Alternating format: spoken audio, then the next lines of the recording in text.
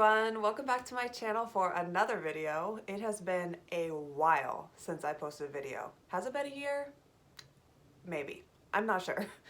But I actually thought when I kind of stopped posting videos, I was like, if I get pregnant again, then maybe I'll post some more videos. But I didn't really feel like anything was really worth sharing on YouTube as far as what was going on in my life. Or I just didn't think so. So I was mostly sharing on Instagram. So if you don't follow me on Instagram, please do. It's at My Tokyo. And I also have recently started working as a lactation coach or a breastfeeding counselor. So I also have an Instagram for that part of my life, and that is Mamaka Tokyo, at Mamaka Tokyo. So please check those out if you're interested in that. But anyways, let's get into the video. So as you probably know from the title, yes, I'm pregnant and there are two babies. It's twins, which is seriously crazy. I don't know if I ever thought that I would get pregnant with twins. I mean, does anyone ever think that? I guess if it runs in your family, maybe you would, but maybe like the first pregnancy, everyone is thinking like, what if it's twins? It's such a romantic idea. But for your second pregnancy, and in my situation, I was definitely not hoping for twins, to be completely honest. And I'll talk a little bit more about that later and kind of how I'm feeling now as far as my mental health and kind of getting over the shock of finding out that we're having two babies at once. So in this video, I'm going to talk about my first trimester and how it's gone so far. I'm currently 13 weeks and 2 days pregnant as I film this video, so I'm just into my second trimester, which is why I'm going to be talking about the first trimester. And luckily, I'm feeling a lot better than I was even a few weeks ago. So far, this pregnancy has been completely different from my first pregnancy with my son, who is almost 2 years old. His birthday is coming up. And yeah, so I want to get into some of the symptoms that I've had and also finding out that we're having twins. Maybe a couple things about how pregnancy is a bit different in Japan versus other places in the world. And also kind of how I'm feeling, how our family's feeling about the transition to finding out that we're having twins versus one baby. So yeah, let's get started. I'm first off going to talk about some of my symptoms, I think. So overall, and maybe at the end of this pregnancy, I'll do maybe a comparison video talking about like how my first pregnancy with a singleton or one baby was compared to my twin pregnancy with two babies. But so far, I'm just going to talk about the first trimester. So yeah, the number one difference in the first trimester that I have noticed is the nausea. And this is very common with multiple pregnancies because your hormone levels are much higher. Your HCG levels are much higher in a multiple pregnancy than with one baby in a singleton pregnancy.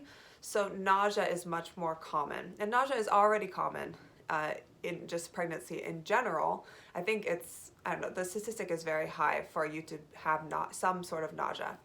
But during this pregnancy, my nausea started earlier and lasted, I don't know if it lasted longer, but it was much more intense while it lasted during this pregnancy than my last one. And so for me, I found out I was pregnant really right away. I got a positive test at 8 days past ovulation, 8 DPO. And the line continued to darken over the next week or so. So I knew I was pregnant fairly early, which also can be a sign you're having twins, although 8 DPO is not like the earliest ever that someone got a positive test, so I don't necessarily count that. But I think it was the day before I turned 6 weeks pregnant, I started to get a migraine. And I don't really usually get headaches. I definitely don't usually get migraines. Usually they're quite mild, but during pregnancy I have kind of had a history of having some headaches. And so I had a migraine and nothing was really helping. I was drinking water, nothing was really making a dent in it, to be honest. And it kind of lasted for like 1 or 2 days. And as soon as that migraine headache went away is right when I got sick. Like right away, I was throwing up. And so I was about 6 weeks pregnant at that time. And from 6 weeks until about 11 weeks pregnant, I was nauseous all day and pretty much throwing up all day. Generally, I was throwing up maybe like 2 to 4 times a day. and with all very irregular times. It could be the morning right when I woke up, it could be right before bed. I guess most commonly it was right before bed, like 10 p.m., like right as I lay down to go to sleep, and all of a sudden I'd feel nauseous again. And I would have to actually throw up. Sorry, this is TMI, but if you're watching this, it's about pregnancy, everything is TMI. And compared to my first pregnancy, where I was nauseous for probably the same amount of time, 6 weeks to 11 weeks, or 6 weeks to 12 weeks maybe, but I only threw up like 5 times total within that period in my first pregnancy. So I don't think my morning sickness was really that bad in my first pregnancy, but during this pregnancy it was pretty bad. I mean, I know people have it way worse than I did, so I'm like eternally grateful that it ended kind of when it did, and I'm feeling better now, because I know a lot of people continue to feel sick into their second trimester, which, or even later, you know, if you are suffering from HG, hyperemesis gravidarum, is that how you say it? I feel for you. I seriously, I commend you for even being pregnant. Yeah, there were days when I was feeling so sick that I really couldn't get out of bed. I pretty much laid in bed the entire day. If my son was home with me, my son goes to school 3 days a week and he's home with me the other 2 days, then we were pretty much just lounging in bed, reading books, or even, you know, watching some TV. Like, there were times I had to turn on Shimajiro, which is a popular Japanese cartoon for kids here, so that I could just lay down and take a nap.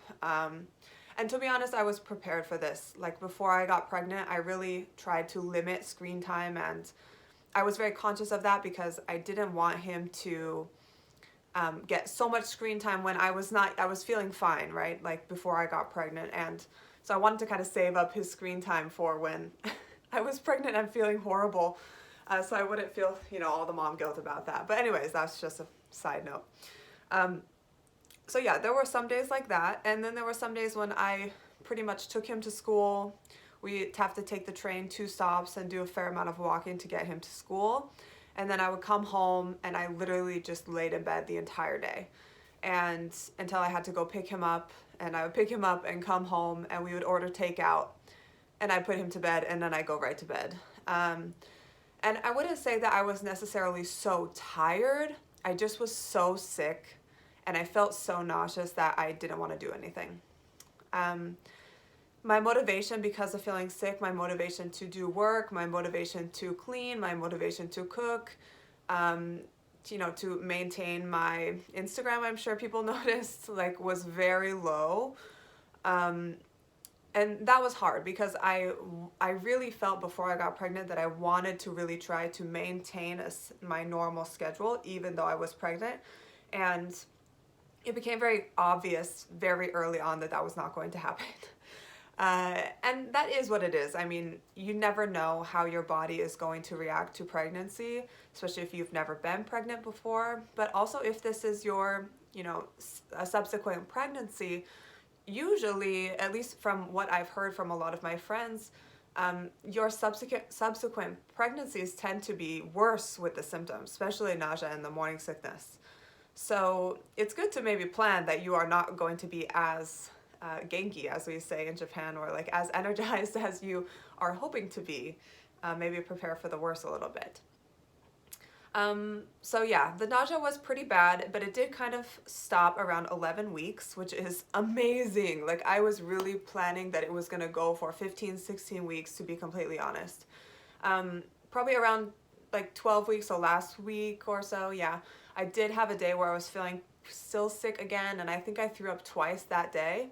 But it also was a time when I had a headache the 2 days before, like a migraine headache the 2 days before. So it seems like these migraines are kind of, maybe they are themselves a symptom of my hormones rising.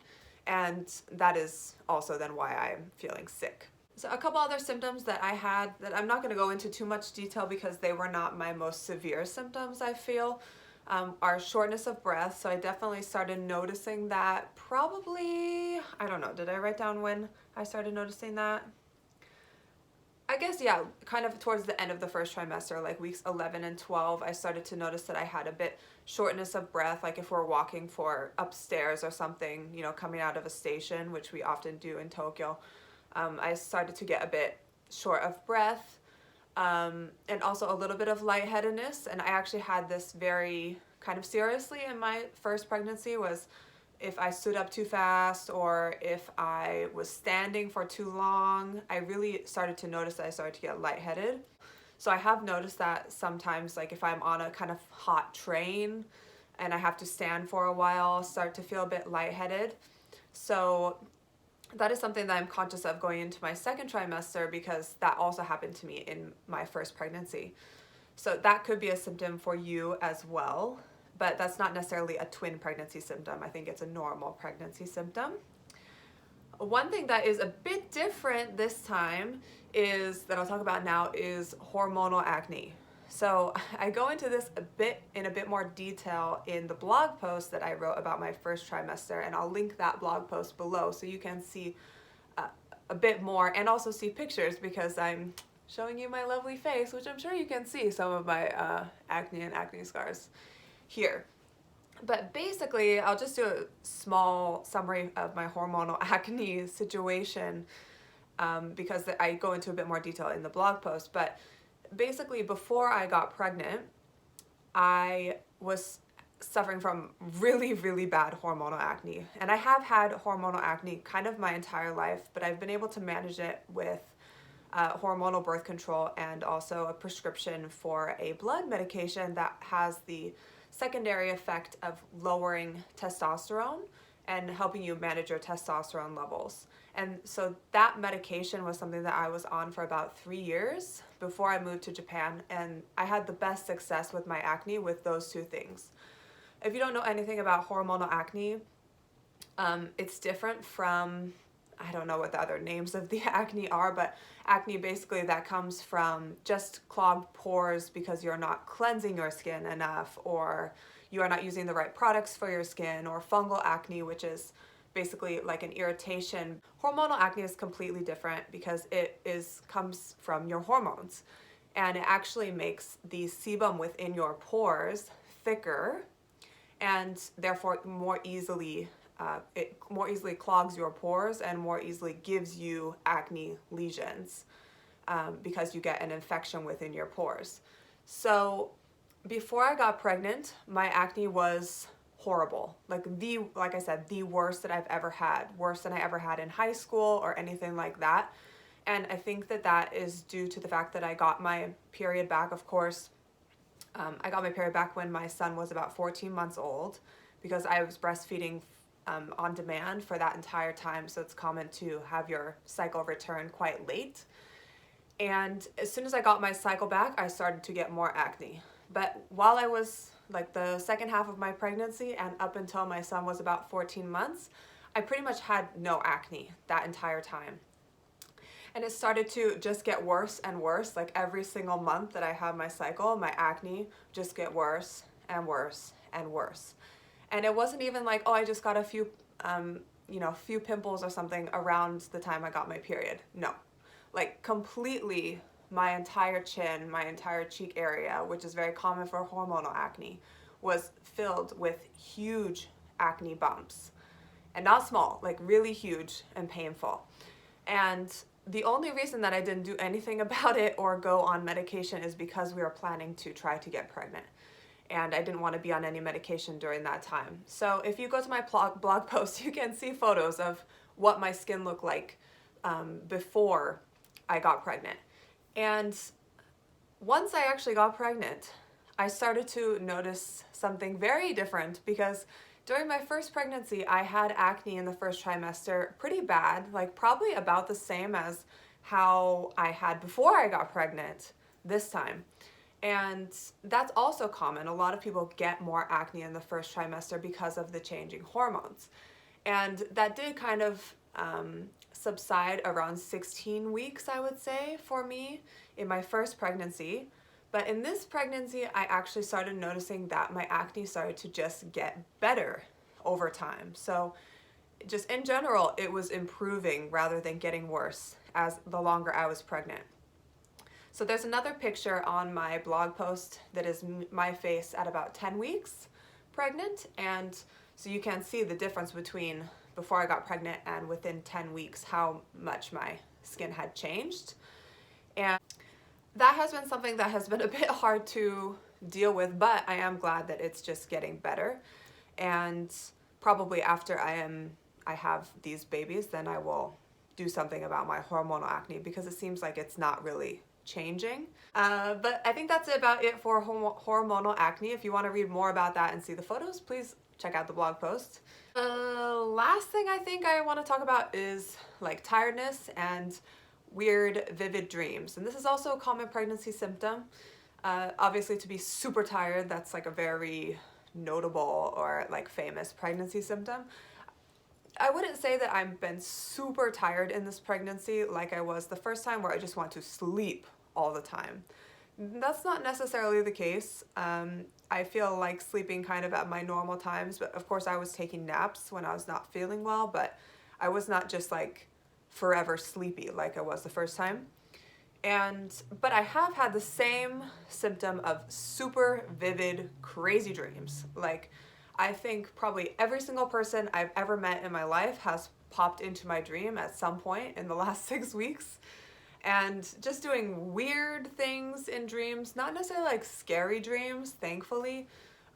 Generally just, you know how dreams are. They're just kind of strange, and you wake up and you really remember exactly what went on in the dream. And I don't really remember now. I cannot recount any good dreams for you right now, but it definitely kind of tripped me out, and I felt like it was sort of going on all night long, and I would wake up like a few times a night after these just very strange dreams. And so it's already hard to sleep when you're pregnant, and it's hard to sleep when you have all these crazy dreams. So, you know, but that's all that just prepares you for the whole first year to 18 months of motherhood, because you don't sleep then either. If you've never had a baby, sorry to surprise you, but that's just the way that it is. Okay, so now I'm just going to talk a little bit about finding out that we were having twins. And this, I know this video is already a million years long, sorry. If you're still with me, thank you. But yeah, so we obviously did not know we were having twins. And oh, before you ask, yes, they were spontaneous twins. We were not doing fertility treatments to conceive. But there were a couple things that actually I realize now increase my chance of having twins. They increase my chance of hyperovulating. So the way that you conceive fraternal twins is usually through, or not usually, it is through hyperovulation if they are spontaneous, which means that every cycle, or not every cycle, but the cycle you conceive, your body releases not one egg, which is normal, but maybe 2 or even more than 2 eggs at a time. And both of those eggs get fertilized. Now, before I go into that, we still don't know if our twins are for sure fraternal or identical, but they are in 2 separate placentas, and they had 2 separate egg sacs from the beginning. So it is highly likely that they were 2 eggs that both got fertilized at the same time. But there is still a chance that it was 1 egg originally, and the egg split very early on. And in that case, they could still be identical. If we find out that the genders are different, they are boy-girl, then they will of course be fraternal. But if we find out the genders are the same, boy-boy or girl-girl, then there is a chance that they're identical, and also a chance that they're fraternal. And actually you have to do a DNA test after they're born to actually find that out, which is all very interesting. There's a lot of twin stuff I did not know at all before I got pregnant with twins.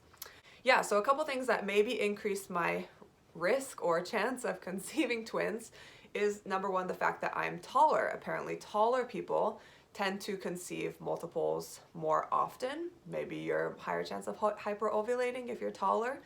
I'm 6'1" or 183 centimeters, so I'm fairly tall for a woman, and I guess that could increase my chance.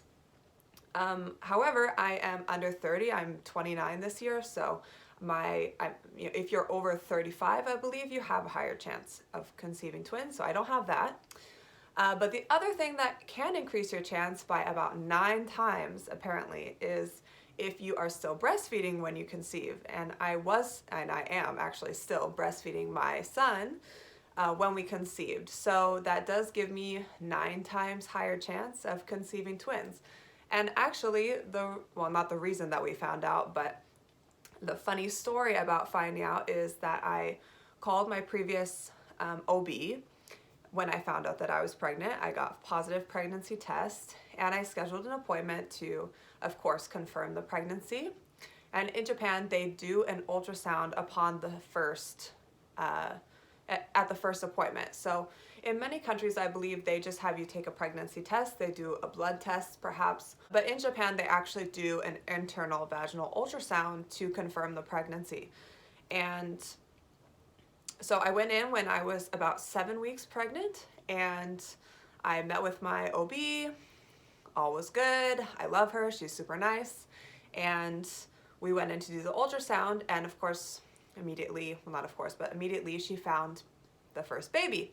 So we're looking at the baby, she's measuring it, she's checking the gestation, and I'm kind of joking around with her like, well, I'm still breastfeeding, and I was worried that it was going to be twins because I read that you're a 9 times higher chance of conceiving twins if you're still breastfeeding. And she's like, wow, I didn't know that. And she's kind of laughing, ha ha ha, that's funny.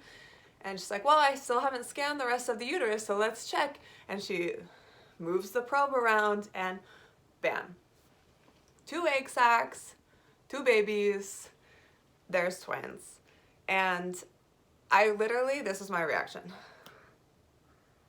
Head in hands, because I was not prepared to hear this news, to be completely honest. I thought for sure it was gonna be 1 baby.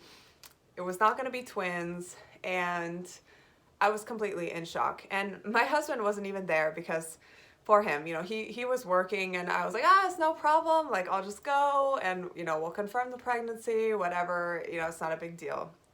And I wish he could have been there to be there for that moment, but it's all good. So, of course she's congratulating me, and, I'm happy that we are pregnant. But I'm also now filled with so many questions and so much anxiety about, like, what are we gonna do? 3 kids when I was planning on 2, and, how am I gonna handle 2 newborns when I already have a toddler? I'm sure these are the questions that everyone who finds out they're having twins has. So there was definitely a time where I felt a lot of shock and anxiety about the fact that I was having twins. And as soon as I found that out, I knew that my plans, which I haven't talked about yet, but I had planned to give birth in a birth house that was very close to our house here, where we live in Tokyo. And so that means, like, completely natural birth, like in a birth house, not in a hospital, with a trained midwife, and like on tatami mats, really, really natural. And that was really my plan. I thought my toddler son could stay with us, my whole family could stay with us afterward and all of that. And I really wanted that family atmosphere. And to find out that we're having twins, I knew for sure there was no way that that plan was going to happen. I was going to be in a hospital, and that is just the end of it. And I think that changing my birth plan and realizing that I was not going to necessarily get the birth that I had wanted or planned on was a big step for me as far as how I mentally and emotionally felt about this pregnancy. There was also a lot of other things to think about, like, are we gonna have enough space for 3 kids in our apartment here? Are we gonna need to move? When are we going to move? Are we going to be able to find an apartment in time?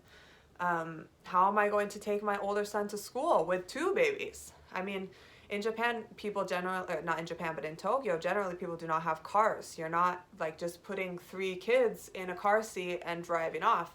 Like, you're really carrying one, and you have one in the stroller, or you have a double stroller, which is very inconvenient in Tokyo because there's just, everything is narrow, everything is small and packed together. So even just one single stroller is doable, but a double stroller is very inconvenient.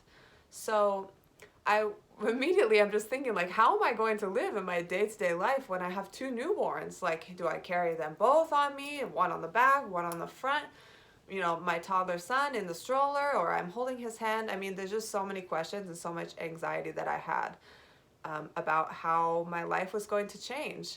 And of course, everyone who is surprised by a pregnancy, I guess, thinks about that too. Like, how is my life going to change? And I think that now I feel a lot more comfortable with the idea that I'm having twins, and we're still trying to figure out how everything is going to go after the birth. And, you know, we're going to need a lot more help than I thought we were going to need before. So that is all still being discussed and figured out. But I cannot say that I mean, of course, I was also feeling horrible with the morning sickness and everything.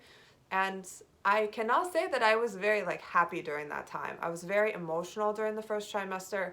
I was feeling very anxious. I couldn't sleep because I was just thinking of all the situations about the birth and worrying about how the birth was going to go, if I'm going to be able to breastfeed them, you know, what if they have to be in the NICU? Like, there's just so many questions. And the turning point for me really was one morning I woke up and I felt a bit better. I think I had a little bit of coffee as well.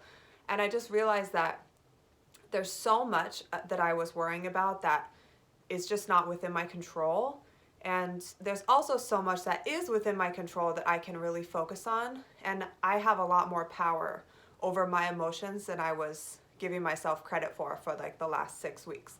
And this is when I was about 11 weeks pregnant, I would say. So that was really a turning point for me. And, you know, sometimes in life you just wake up and you realize some things and the future seems a bit brighter than it did the day before. And that's really kind of what happened to me. And now I'm feeling a lot more positive about it and a lot more excited about it. And I feel like, you know, if you are a twin mom, like, you've been chosen to be a twin mom. Like, you've been chosen because this is the best piece of advice I think I heard from any twin mom is like, if you get pregnant with twins, it's because you can handle having twins. And even if this is not your, you know, your first pregnancy, like, you can handle it. That's why you've been given like this gift. So I'm really trying to like hold that piece of advice close to my heart and hope for the best and for the rest of the pregnancy and for the birth and for my ability to breastfeed, which is very important to me. So I feel like with that optimism and my sense of empowerment and my sense of preparedness, things are going to go well. And so if you're pregnant with twins, or if you're pregnant with a singleton and you're worried about being pregnant or how your life is going to change, it is going to change. But you have a lot more power over how you react to your new life than maybe you feel like you do right now. And yeah, if you're going to be a twin mom, you've been chosen to be a twin mom for a reason. So definitely hold that piece of advice close to your heart, as I am. All right, so I think that's about it for this video. It is way too long. Sorry if you made it through this video, thank you. But if you want to read more about my symptoms, if you want to look at the pictures of my hormonal acne, check out the blog post. It's going to be in the link below. And I think last up, I guess I can show you my bump if you want to see it. I don't know how that's going to work. I think I have another bump photo in the blog post. But I don't know if you're going to be able to see much. But of course, from the front, you cannot see. But yeah, this is my bump for, you can see better like this, 13 weeks and 2 days pregnant. So it's definitely a bump. There's definitely something going on there, and I'm way bigger than I was the first time, which is generally normal, but with twins I'm gonna be huge, a whale. So anyway, that's it for this video, and I'll see you in my next one. I think I'm gonna keep updating throughout my pregnancy, so hopefully you keep watching if you want. All right, see you guys later. Bye.